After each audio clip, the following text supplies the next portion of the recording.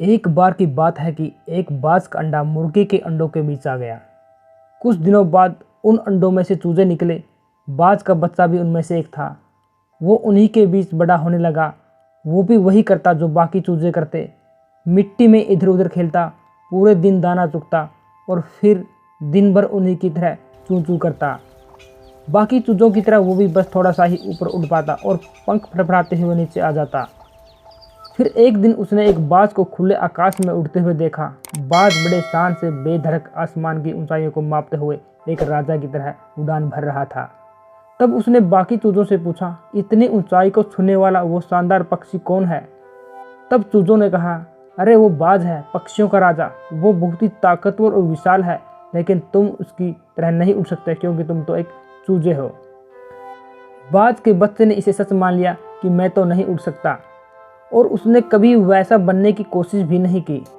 वो जिंदगी भर चूजों की तरह रहा और चूजों की तरह ही हरकतें करते हुए, बिना अपनी छुपी हुई ताकत, बिना अपनी असली पहचान, बिना अपनी असली औकात को पहचाने ही मर गया। दोस्तों, हम में से बहुत से लोग उस बाज की तरह ही हम अपनी पावर को भूल जाते हैं और एक ओस सी जिंदगी जीते रहते हैं। हम कभी बड़ा बनने का नहीं सोचते। हमारे आसपास माहौल के हिसाब से हम बोल देते हैं कि भाई ये तो मेरे बस का नहीं है। हम ये भूल जाते हैं कि इंसान एक असीम अक्षमता और संभावनाओं वाला प्राणी है।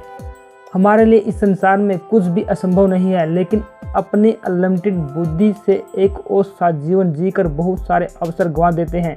इसलिए आप चूजों की तरह मत बनिए। आप अपनी काबिलियत पर, अपने आप पर भरोसा रखिए। ये निर्भर नहीं करता कि आप कौन से परिवार, परिवेश, राज्य से हैं। ये निर्भर करता है कि आप अपने आप को कितना आंकते हैं। तो पहचानिए अपनी क्षमताओं को और छू कर दिखाइए आसमान की ऊंचाइयों को, क्योंकि आप इसी के लिए बने हैं और यही सच्चाई है। दोस्तों, कैसी लगी ये कहानी हमें कमेंट करके ज़रूर बताएं।